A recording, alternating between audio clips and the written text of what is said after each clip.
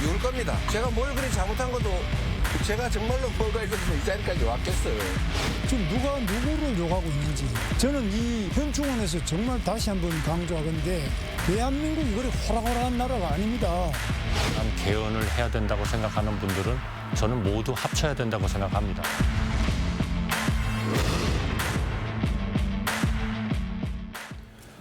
자, 김문수 전 고용노동부 장관 21대 대선에 나설 국민의힘 후보로 선출돼 단일화란 숙제를 앞두고 있습니다. 이재명 민주당 후보는 민생 행보에 집중하고 있는데요. 당 내에서는 대법원장 탄핵 의견이 점점 힘을 얻고 있습니다. 오늘로 대선까지 30일 남았는데요. 대선 판세를 좌우할 변수까지 하나하나 전문가들과 짚어보겠습니다. 하민경 국민의힘 대변인, 송영훈 전 국민의힘 대변인, 김진욱 민주당 중앙선대위 대변인, 이승훈 민주당 전략기획위 부위원장 나오셨습니다. 안녕하십니까? 반갑습니다. 네, 국민의힘 대선 후보로 선출된 김문수 후보는 오늘 오전 현충원 참배를 시작으로 공식 일정에 돌입했습니다. 김 후보, 이 현충원에서 민주당의 대법원장 탄핵 움직임을 직격했습니다. 들어보시죠. 히틀러보다 더하고 김정은이 뭐 대법원장을 탄핵했다 소리 못 들었죠. 시진핑이 이런 일이 있었습니까? 스탈린이 탄핵을 31번씩 했다 이런 이야기 들어보셨어요? 의회를 다 장악해서 대통령도 계속 탄핵을 하고 줄탄핵을 31번 하고 그 모자라서 또 대법원장까지 탄핵한다. 이게 뭐 하는 겁니까 이거? 국민 여러분. 이런 것을 용서할 수 있습니까? 네, 김문수 후보 첫 공식 일정에서 조희대 대법원장 탄핵 움직임을 보이는 민주당을 향해서 히틀러 김정은보다 더하다 이렇게 날을 세웠는데 반 이재명 연대의 방점을 찍는 거라고 봐야 될까요? 이번 대통령 선거는 그야말로 체제 전쟁이라고 볼 수 있을 것 같습니다. 네. 그 민주당의 이재명 세력의 그 횡포가 도를 지나쳐도 너무나 지나쳤다 이런 평가가 있는데요. 지금 줄탄핵으로 입법부를 계속해서 마비시키는 것으로도 모자라서 이재명 그 대표를 이제 후보를 조사를 했던 검사들 그리고 또 중앙지검장도 이제 탄핵을 했었고 이 탄핵이 이제 기각됐음에도 불구하고 또 다시 이제 검찰총장을 탄핵하고 이번엔 대법원장까지 이제 탄핵을 하겠다고 하는데 범죄자에 대해서 판결을 내린 대법원장 도대체 어떤 사유로 이제 탄핵을 하는 것인지 아마 다들 국민이 궁금해하실 거라고 생각이 됩니다. 이런 이재명 세력 때문에 아무래도 이제 사법부 흔들기 또 그리고 사법부를 길들이기 아니냐 이런 얘기가 나오고 있고요.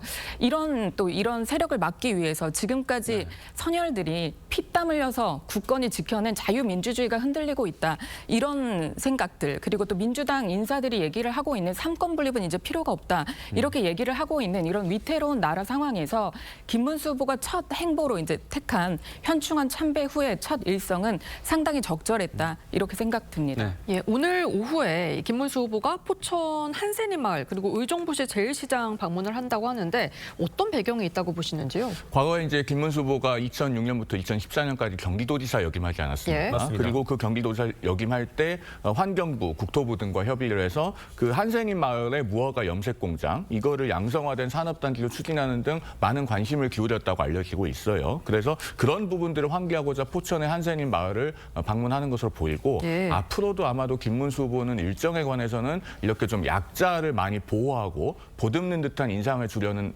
것을 많이 기획하지 않을까 생각이 됩니다. 왜냐하면 본인의 정체성이 구로공단 노동운동자 출신 아니겠습니까? 예. 그런데 현재는 다소 완고한 이미지를 갖고 있어요. 그런 걸 좀 탈색하기 위해서라도 사회적 약자를 많이 보듬는 일정들을 보여줄 걸로 기대가 됩니다. 네, 이승훈 부위원장께 좀 질문을 드리고 싶은데 어제 최종 득표율로 56.53%로 이 김문수 후보가 대선 후보로 선출이 됐습니다. 수치를 좀 살펴보면 이 당원 투표에서 61%를 얻어서 한동훈 후보를 20%포인트 이상 크게 앞섰고 여론조사에서도 과반을 넘겼습니다. 이게 따져보면 홍준표 후보의 표가 좀 많이 이동한 걸로 보이는데 그러면 국민의힘에서는 탄핵 찬성에는 그렇게 크게 응답하지 않았다 이렇게 분석을 해야 될까요?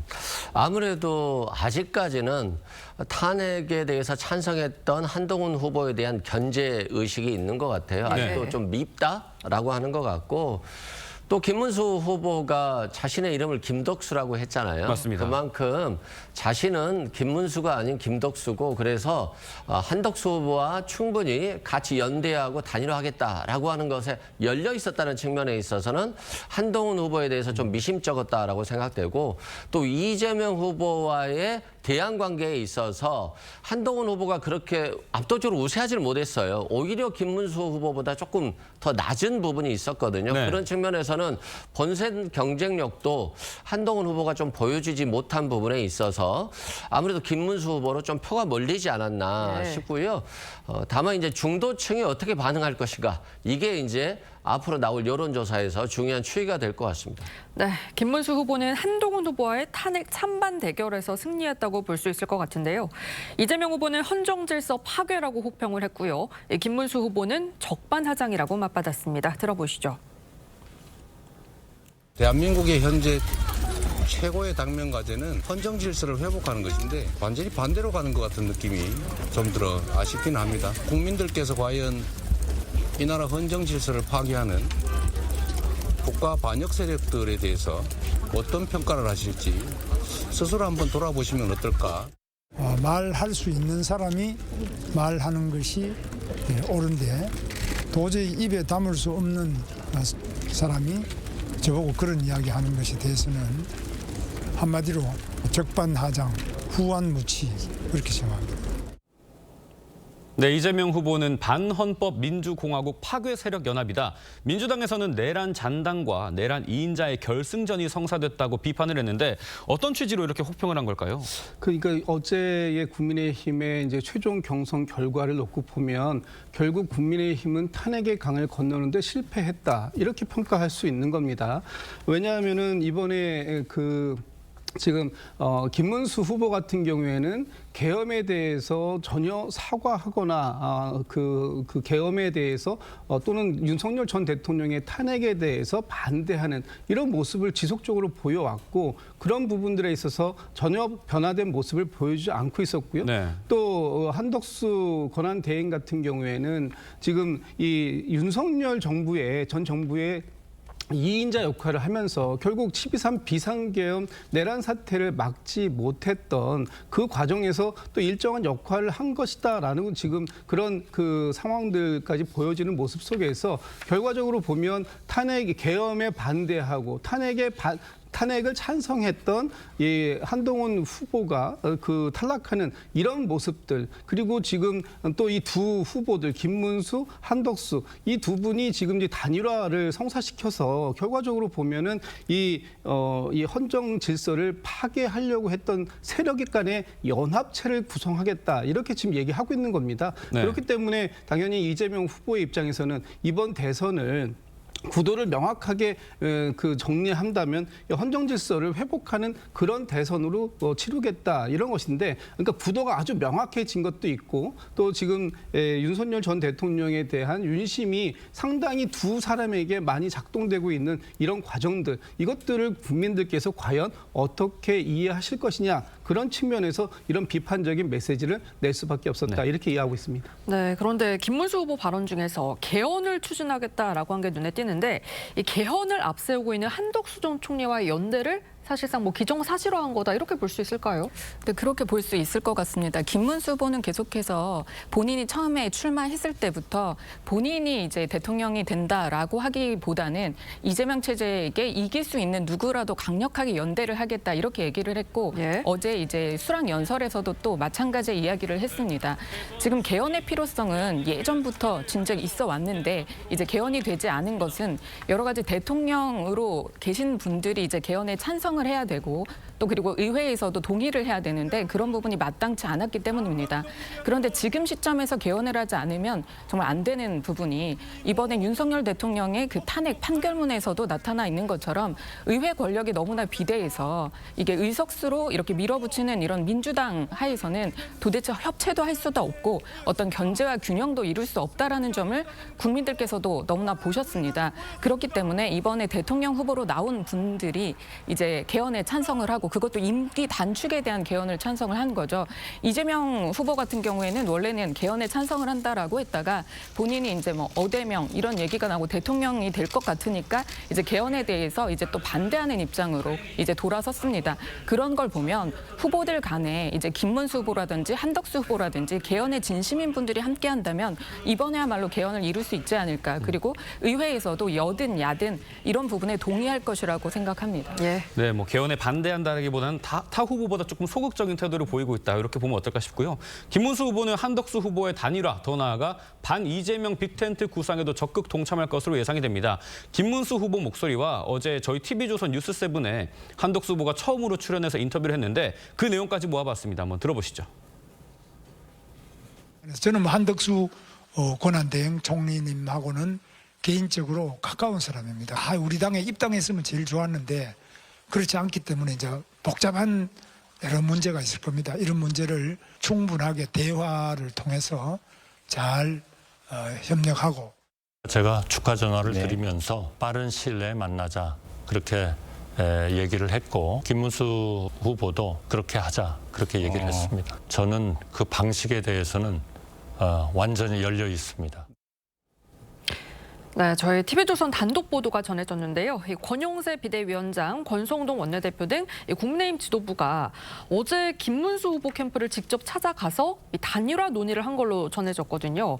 구체적인 단일화 로드맵에 착수를 했다, 이렇게 볼 수 있을까요? 일단 단일화를 하기 위한 여러 가지 시도는 착수했다고 보여집니다. 그리고 정말 이 대법원 전원합의체 판결조차 불복하고 보복성으로 경제부총리 탄핵을 하고 대법원장 탄핵 소추마저 하겠다고 하는 이런 반헌법적인 이재명 민주당 세력에 맞서기 위해서 구도를 1대1로 정리해야 되지 않느냐, 그런 국민적인 여망이 존재하는 것은 사실입니다. 그렇기 때문에 단일화 논의는 앞으로 이루어질 것으로 보이긴 합니다만 다만 언제 어떻게를 지금 예단하기는 대단히 어려워 보여요. 왜냐하면 김문수 후보는 어제 국민의힘의 후보로 선출됐습니다. 당원과 국민이 선출한 후보이고 그 당원과 국민이 선출한 후보가 충분히 컨벤션 효과를 누리기도 전에 다시 후보 지위가 어떻게 보면은 위험해질 수도 있는 단일화 협상과 단일화 절차에 응하라고 하는 것은 성급한 측면도 있어 보여요. 그렇기 때문에 김문수 후보도 자신의 컨벤션 효과를 충분히 누리면서 어떻게 단일화를 해나갈 것인지를 구상할 시간을 줄 필요가 있다고 생각을 하고 그런 점에서 아마 김문수 후보도 여러 가지 숙고를 하고 있지 않을까 하는 생각이 듭니다. 관련해서 이제 민주당 의견도 좀 궁금한 게 문제가 시간이란 말입니다. 11일 후보 등록 마감까지는 시간이 있는데 7일 수요일이 마지막이란 얘기가 나옵니다. 국민의힘 기호 2번으로 포스터나 공보물을 인수하려면 7일에는 모든 게 완료돼야 된다고 하는데 지금 김문수 후보도 최종 후보로 선출되기 전보다는 단일화에 조금 소극적인 입장인 것 같고 어제 물어봤을 때도 숨을 좀 돌리겠다 이런 취지로 말을 한 적이 있었거든요. 7일이면 얼마 안 남았지 않습니까? 그 전에 가능할 거라고 보십니까? 뭐 가능할 수도 있고 안 가능할 수도 있을 것 같아요. 일단 김문수 후보 같은 경우는 김덕수 후보로 당선이 됐는데 일단 막상 해보니까 본인이 또 대통령 될 수 있다라고 생각되지 않겠어요? 이재명 대표의 사법 리스크도 생겼고 그렇기 때문에 한덕수 후보와 지금 당장 할 경우에는 본인이 좀 어렵겠죠. 그래서 시간을 최대한 끌고 선대위를 구성하면 김문수를 위한 선대위가 되기 때문에 선대위부터 구성하자. 그리고 단일화 방법을 시도하자라고 하지만 홍준표 후보가 바로 탈당까지 했잖아요. 그건 자신의 캠프에 왔던 국회의원들이 사실상은 한덕수 후보와의 단일화를 위한 캠프에 온 의원들인 것처럼 보였거든요. 김문수 후보도 좀 그런 걸 느낄 거예요. 김문수를 지지한 줄 알았더니 실은 한덕수 후보를 지지하기 위해서 왔다라고 했을 때는 또 상처를 받을 수 있기 때문에 그 과정에 있어서 조금은 어려운 부분이 있을 것 같고 자꾸 뭐 개헌을 한다는데 개헌을 왜 하는 겁니까? 뭐 예를 들어서 대한민국 국민들의 기본권을 위해서 하는 건가요? 뭐 자유권을 위해서 하는 건가요? 그냥 3년으로 단축하겠다는 거잖아요. 근데 3년으로 단축하는 것이 대한민국을 위한 건가요? 아니면 자기들끼리 권력을 나눠먹고 또 이재명 후보를 막기 위해서 나는 3년만 하겠다라고 하는 건데 결국 국민은 없고 국민의힘 후보나 한덕수 후보가 당선되기 위해서 개헌을 하자라고 하는 것이니까 이 개헌이 결국 자신들을 위한 개헌이지 국민을 위한 개헌이 아니다라고 보는 것이고요. 우리가 검찰이 권위를 굉장히 많이 잃었잖아요. 그건 야당만 수사하고 여당은 수사하지 않았기 때문에 권위를 잃어버린 거거든요. 마찬가지죠. 윤석열 대통령도 자꾸 국민을 위한 정치를 하지 않고 자신을 위한 정치 그리고 야당을 배제하는 정치를 했기 때문에 권위를 잃어버린 거거든요. 사법부의 이번에 빛의 속도로 한 판결은 최소한 기록도 보지 않고 최소한의 기록조차도 보지 않고 3일 만에 이재명 유죄 판결을 결정해버렸기 때문에 결국 이걸 중도층이 받아들일 수 없는 것이고 민주당 지지층이 받아들일 수 없는 거거든요. 네. 그래서 지금은 이제는 사법부마저도 권위를 잃어버린 것 같은데요. 권위를 꼭 다시 찾아야 된다 이런 말씀드립니다. 네, 짧게 부탁드립니다. 그 대법원 전원합의체 판결문을 한 번이라도 제대로 보셨으면 부실 심리가 됐다는 취지로 말씀 못 하실 겁니다. 전체 판결문이 90여 쪽을 이루고 특히나 그 76쪽부터 78쪽까지 보면은 다수 의견에 대한 보충 의견으로 5명의 대법관이 어떻게 이 사건을 심리했는지가 잘 나와 있습니다. 네. 졸속으로 심리된 사건에서 법정 의견이 30페이지가 넘고 반대 의견이 40페이지 정도 되고 또 거기에 반대 의견을 반박하는 다수 의견의 보충 의견이 있고 거기에 대해서 재반박하는 반대 의견에 대한 보충 의견까지 있는 것은 불가능하죠. 오히려 충실하게 심리가 되었다는 것이 그 판결문에 자세히 나와 있으니까 우리 국민들께서도 한번 읽어보시면 좋겠다는 생각이 듭니다. 예, 이 김문수, 한덕수 후보 단일화를 넘어서 이 반 이재명 빅텐트 여부도 대선의 최대 이슈인데요. 이낙연 전 총리는 한덕수 후보와 공감이 가는 점이 있다라면서 가능성을 열어두고 있고요. 이준석 후보는 단일화에 선을 긋고 있는데 이낙연, 이준석 후보 끌어안기에 성공할 수 있을 거라고 보시는지요? 아무래도 지금 이제 이 대선이 이제 체제 전쟁이다 계속해서 말씀드리는 부분입니다. 이게 이재명 후보가 민주당의 후보기 때문에 오히려 이런 빅텐트, 뭐 그랜드 텐트가 가능할 것이다 이런 이제 전망이 많이 있고요. 특히나 그 이낙연 후보 같은 경우에도 이미 이제 한덕수 총리와도 이제 뜻을 같이 할 수 있겠다라고 이렇게 말씀을 하신 바가 있고 이준석 후보 같은 경우에도 좀 약간 부정적인 의견을 나타내고 있지만 그래도 만날 의향이 있다라고 이렇게 밝힌 만큼 아마도 이제 지금은 보수 진보 가리지 않고 다 같이 뜻을 합쳐야 이렇게 이제 체제에서 그러니까 자유민주주의를 지킬 수 있다라는 그런 사명감이 있기 때문에 아마 가능하지 않을까 저는 그렇게 생각하고 있습니다. 네, 지금 국민의힘에서도 해결해야 될 문제들이 있습니다. 안철수 의원이 김문수 후보에게 계엄과 탄핵에 대해 국민께 사과해달라 이렇게 오늘 목소리를 높였는데 그 배경이 뭔지 한번 들어보시죠. 이제는 국민 앞에서 계엄과 탄핵에 대해 사과하실 때라고 생각합니다. 그것이야말로 이재명을 막을 첫 번째 명분입니다. 계엄과 탄핵의 강을 넘어야 승리의 길이 열릴 수 있을 것입니다. 두 번째로 개헌을 공약해 주십시오. 개헌은 다음 대통령이 반드시 이루어야 할 시대적인 과제입니다. 이제 더 이상 개헌을 미루는 것은 역사 앞에서 죄를 짓는 일입니다. 네, 지금 뭐 국민의힘에선 여전히 탄핵을 두고서 찬성과 반대가 엇갈리고 있는데요. 반 이재명 연대 빅텐트를 치려면 이 탄핵에 대한 입장 정리도 좀 필요할 것 같아요. 어떻게 보십니까? 저는 안철수 의원이 굉장히 필요한 지적을 적절한 시기에 잘 하셨다고 봅니다. 지금 어제 전당대회 결과만으로는 국민의힘이 아직 계엄의 바다를 건너는데 한 번에 성공하지는 못했습니다만 특히 국민 여론조사를 보면은 국민의힘을 지지하고 또 무당층인 분들 합해서 48.5%가 계엄에 가장 적극적으로 반대했던 한동훈 후보를 선택했던 건 아니겠습니까? 그러면은 계엄의 바다를 건너기 위한 추가적인 조치가 없이는 민심을 얻을 수 없다는 것이 확인된 겁니다. 그리고 국민의힘이 아직 계엄의 바다를 완전히 다 건너지 못한 상황에서 그 후보로 선출된 김문수 후보도 여전히 바다 한가운데 있다는 점을 본인도 잊으면 안 됩니다. 그리고 이 비상계엄이라는 사건 자체는 다시 있어서는 안 되는 불행한 일이기 때문에 언제라도 국민들께 거듭 죄송하다고 말씀드려야 되는 것 아니겠습니까? 그러니까 선출된 후보인 김문수 후보가 이 부분에 대해서 입장을 정확하게 정리하고 갈 때 당내가 모두 하나로 모여서 이 헌법의 반헌법적이고 무도한 이재명 세력을 막는 데 똘똘 뭉칠 수 있을 것이다. 그런 말씀을 드리고 싶습니다. 네. 그 안철수 후보의 말은 100번 지당한 말씀을 하셨다고 봅니다. 제가 아까도 말씀드렸지만 이번 국민의힘의 경선에서 결국 탄핵의 강을 건너지 못했다 이렇게 말씀을 드렸습니다. 지금 김문수 후보가 최종적으로 후보가 되었습니다만 지금 여전히 김문수 후보가 이 계엄에 대한 입장 했고요. 또 특히 윤석열 전 대통령의 탄핵에 대한 입장도 반대하는 입장을 명확히 냈지 않습니까? 네. 그리고 여전히 윤석열 전 대통령이 국민의힘의 1호 당원으로 지금 있어요. 그러니까 전혀 선긋기 어떤 이 계엄이라든지 탄핵이라든지 아니면 윤석열 전 대통령에 대한 선긋기가 국민의힘 차원에서 전혀 이루어지지 않고 있는 이런 부분들 속에서 과연 이게 국민의힘의 지지층들을 결집시키는 데는 일부 그 도움이 될지는 모르겠습니다만 중도 확장성이 있는가, 특히 한덕수 권한대행과의 단일화까지 한다면 더더군다나 그런 부분들이 어려워질 수 있다라는 것이 안철수 후보의 얘기고, 지금 빅텐트 얘기가 계속 나오고 있는데 이준석 후보 같은 개혁신당에서도 이 탄핵에 대해서는 찬성하는 입장 아닙니까? 맞습니다. 그렇다면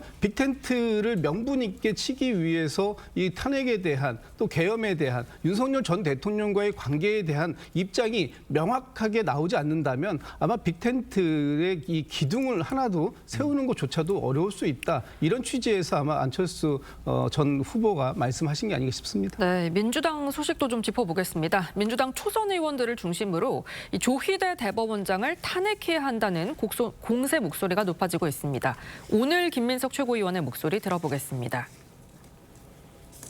조희대 대법원장을 향한 청문회와 국정조사, 특검이 필요합니다. 국민 앞에 공직자의 설명 의무에 따른 즉각 답변을 요구합니다. 김구, 조봉암, 장준하, 노무현을 잃었듯이 이재명을 잃지는 않을 것입니다. 김대중을 지켜 대통령을 만들었듯 이재명을 지켜낼 것입니다. 네, 김민석 의원님 말씀을 들어보니까 이재명 후보를 독립운동가 김구, 조봉암 선생 등과 동일선상에 놓고 비교를 하고 계신데 국민의힘에서는 이게 비교 대상으로 좀 적절하다고 생각하십니까? 전혀 맞지 않죠. 이재명 대표가 이번에 대법원에서 유죄 취지로 이제 파기환송된 부분은 정치인의 거짓말에 대한 부분이고 허위사실 유포를 이제 유권자들 앞에서 아무렇지도 않게 했기 때문이고요.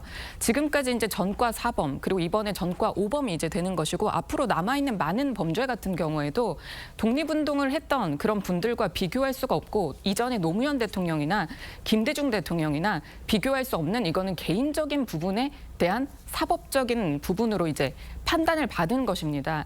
이렇게 이제 불편하게 비교를 한다는 것은 참으로 놀라운 일이 아닐 수 없고 김민석 의원이 얘기하는 것은 누가 봐도 대법원장을 지금 탄핵을 하는 것이 맞는가 이런 부분에 대한 뭐 명분인지 몰라도 어떤 국민도 아마 지금 이재명 후보가 그런 범죄로 인해서 지금 뭐 계속해서 민주당 얘기하는 것은 탄압을 받고 있다라고 얘기를 하는데 그런 탄압이라고 생각하는 분들은 아무도 없을 것입니다. 오히려 민주당에서 그 거대 의석수를 가지고 힘을 가지고 지금 밀어붙이고 있는 게 사법부에 대한 이제 탄압입니다. 이런 부분은 해서는 안 된다. 네, 이렇게 말씀드리고 싶습니다. 네, 오늘 민주당은 긴급 의원총회를 진행을 하는데요. 이재명 대선 후보의 선거법 위반 사건, 이 파기환송심에 대한 대책을 논의하기 위한 긴급 의총으로 관측이 되는데 어떤 대책들이 나올 거라고 보시는지요?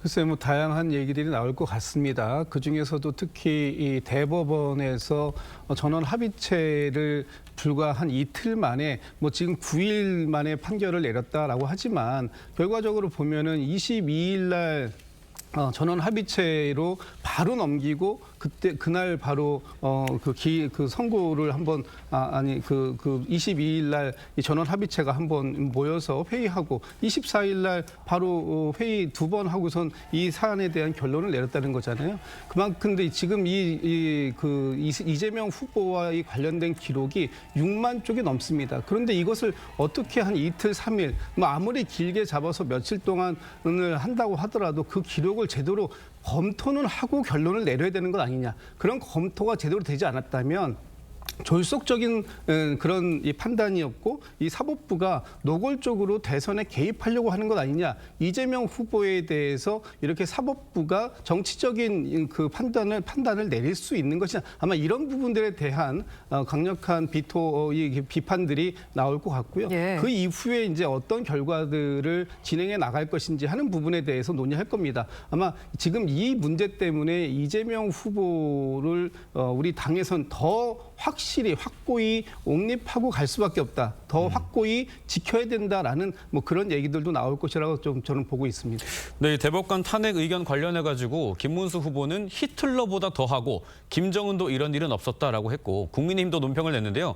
집단 광기 수준의 사법부 압박이다. 이런 강한 표현을 썼습니다. 한마디로 말씀드려서 독재 국가로 가는 길에 미리 보기 같은 것이다. 이렇게 말씀드리고 싶습니다. 자, 헌법재판소의 8대0 대통령 파면 결정은 승복의 대상이고 대법원 전원합의체 10대2 유죄 취지 파기환송 판결은 불복해도 되는 겁니까? 전혀 그렇지 않잖아요. 둘 다 승복해야 대한민국이 법치국가이고 공화국으로의 기초가 유지되는 겁니다. 그런데 민주당 어떻게 하고 있습니까? 이재명 후보 본인은 내 생각과 많이 다른 판결이라고 공개적으로 이야기를 하고, 그리고 민주당은 그날 밤에 밤 10시 반에 국회에 경제부총리 탄핵소추안을 상정해서 노골적으로 보복을 했습니다. 그걸로도 모자라서 아예 대법원장을 탄핵소추하겠다는 이야기가 공공연히 나오고 있습니다. 만약에 이재명 후보가 대통령이 되는 세상이 되면 사법부가 독립적으로 정권과 여당의 불리한 판결을 단 하나라도 내놓을 수 있을지 정말 걱정됩니다. 우리 국민들 지금 밤잠 못 이루고 계실 거라고 생각합니다. 네, 지금 뭐 이렇게 시끌시끌한데 이재명 후보는 오늘 경북과 충북 등을 찾아서 민생 행보에 나섭니다. 이 후보는 탄핵 움직임에 대해서 그렇게 밀고 가시라, 저는 현장에 있겠다 이렇게 말을 했는데 좀 당 움직임에서 본인을 분리시키려는, 좀 떨어져 있으려는 이런 인상도 좀 주는 것 같습니다. 그렇죠. 본인은 대통령 후보니까 당연히 대통령 후보로서의 활동을 하는 것이고, 지금 사법부 판결에 대한 대처는 선대위에서 하는 게 맞다라고 생각되고요. 자꾸 국민의힘 주장을 보면 주술이 판치는 것 같아요. 이재명 후보가 대통령이 되면 독재를 할 것이다. 그냥 추정이잖아요. 뭐 이런 상상력이 왜 이렇게 높은지 모르겠는데, 독재는 윤석열 전 대통령이 한 거 아닌가요? 검찰권 이용해서 3년간 야당 대통령 후보 수사밖에 한 게 없지 않습니까? 그리고 검찰 권력 이용해서 할 거 다 했잖아요. 그리고 헌법재판소 결정에 대해서도 8대 0으로 결정이 나왔으면 먼저 우리도 헌법재판소의 결정을 존중한다. 그러니까 너희들도 인정하라. 대법원 결정을 인정하라. 라고 그래야 되는 거 아닌가요? 자신들은 헌법재판소 결정 인정하지 않으면서 너희들은 먼저 인정하라. 이거 자체가 저는 말이 안 된다라고 생각되고요. 그렇습니다. 헌법재판소도 상당히 오랜 기간 수기 과정을 거쳐서 5대 3이냐 8대 0이냐 이런 논란이 있었고, 국민들 입장에서도 많은 고민들을 했었어요. 네. 그런데 대법원의 결정은 3일 만에 나온 거잖아요. 이 3일 만에 나온 결정을 어떻게 인정을 하겠습니까? 그리고 7만 쪽에 달하는 기록인데 뭐 좋습니다. 다 읽을 시간이 없겠죠. 예. 그럼에도 불구하고 최소한의 기록은 봐야 되지 않겠습니까? 네. 그런데 3일 만에 결정을 내렸다는 것 자체는 대법원이 이재명 후보를 대통령으로 인정하지 않겠다라고 하는 것이니까 이건 누가 봐도 정치적인 의견이고, 결국에는 사법부에 대해서 민주당 입장에서 보면 견제하지 않을 수 없다라고 말씀드립니다. 네, 의견 주시죠. 제가 좀 짧게 말씀을 드려야 될 것 같은데요. 일단 대법원 전원합의체가 3일 만에 판결한 게 아니죠. 사건이 대법원에 올라오면서부터 검토를 시작했을 거고, 최종적으로 판결은 36일 만에 나왔습니다. 두 번째, 변호사니까 잘 알고 계시겠습니다만은 대법원은 법률심입니다. 그렇기 때문에 모든 기록을 한 글자 한 글자 다 보는 게 아니고 원심 판결이 법리적으로 타당한지를 가려서 파기환송 여부를 가리는 것이죠. 마지막으로 상상력을 발휘한다고 하셨는데, 민주당이 그동안 얼마나 많은 검사 탄핵했습니까? 이창수 중앙지검장, 최재훈 검사, 조상원 검사, 손준성 검사, 이정섭 검사 다 탄핵소추하지 않았습니까? 임성근 부장판사 탄핵소추하지 않았습니까? 이렇게 법원과 검찰에 대한 탄핵소추를 남발해온 민주당이 대법원장 탄핵소추마저 운운한다. 앞으로 이재명 대표 체제에서 대통령이 된다면은 어떤 세상이 펼쳐질지 미리 보기다. 다시 한번 말씀드립니다. 저도 간단하게만 답변 드리면요. 소부가 결정되고 나서부터 대법관들이 판결을 하는 것이지, 소부가 결정되지도 않고도 대법관들이 보나요? 누가 이 사건을 배당이 안 돼 있는데, 그렇기 때문에 3일 만이다라고 주장하는 거고요. 유력 대통령 후보에 대한 판결이에요. 그렇다고 한다면 대법관들이 최소한 열심히 보는 척 정도 수준의 공정성은 필요하다라고 말씀드리고, 그렇게 많은 탄핵 소추를 했는데 왜 역풍이 한 번도 안 불었습니까? 윤석열 전 대통령이 그만큼 국정을 제대로 운영하지 못했기 때문에 역풍이 없었던 겁니다. 네. 그렇게 보시면 될 것 같습니다. 네, 이런 가운데 한덕수 후보 어제 저희 TV조선에 출연해 이재명 후보가 왜 대통령이 되면 안 되냐는 질문에 이렇게 답했습니다. 본인은 그러한 헌법과 법률에 맞는다고 하면서 딴 사람이 헌법과 법률에 따라서 행동하는 것에 대해서는 틀렸다라고 그렇게 판정을 내리고 그렇게 몰아붙이는 것은, 그거는 대단히 저는 옳지 않은 그러한 일이다. 관련해서 한덕수 전 총리는 어제 정대철 헌정회장을 만나서 이 정부에 다시 복귀하면 개헌을 꼭 해내고 하야하겠다 이렇게 강조를 했습니다. 개헌에 다소 소극적인 태도를 보이는 이재명 후보를 좀 압박하는 걸로 보이기도 합니다. 아무래도 이제 한덕수 총리가 출마를 하게 된 것은 이재명이 대척점에 있기 때문이다 이렇게 생각하는 분들이 상당히 많으실 거고요. 그리고 이재명 후보 같은 경우에 이제까지 얘기했던 그 모든 것들이 사실 오늘이 다르고 내일이 다르고 이런 부분이 너무나 많기 때문에 정치인들이 말에 무게가 있어야 된다. 그리고 또 개헌에 대해서 찬성을 했다가 또 갑자기 본인이 대통령이 될 것 같으니까 소극적인 태도로 이제 내란 종식이 먼저다라고 얘기를 하면서 반대하는 취지의 그런 얘기를 하는 것은 해서는 안 된다. 그런 부분을 다시 한번 한덕수 후보가 이제 꼽은 것이라고 생각을 하고 있습니다. 그 한덕수 후보께서는 지금 개헌을 위해서 대통령이 출마했다고 하는데 개헌 왜 하는 건지 잘 모르겠습니다. 개헌은 국민을 위해서 하는 것이고 지금 개헌도 중요하고 민주당도 개헌에 동의합니다. 그런데 지금 개헌만 가지고 하면 다 되는 건가요? 민생 경제가 정말 너무나 어렵습니다. 1분기에 마이너스 성장했습니다. 그리고 한미 대외 협력 이런 부분들 무역 협상 이런 거 중요하다고 얘기하면서 그거 다 벗어치고 버리고 나오신 분 아닙니까? 그렇다면 무슨 염치로 이 국민들께 개헌을 말씀하시는지 잘 모르겠다는 말씀 드리고요. 앞으로의 검증 과정 속에서 개헌만 가지고 충분히 국민들을 설득해낼 수 있을지 전 지켜보겠습니다. 네, 지금까지 정치권 쟁점 짚어봤습니다. 네 분 말씀 여기까지 듣겠습니다. 감사합니다. 감사합니다.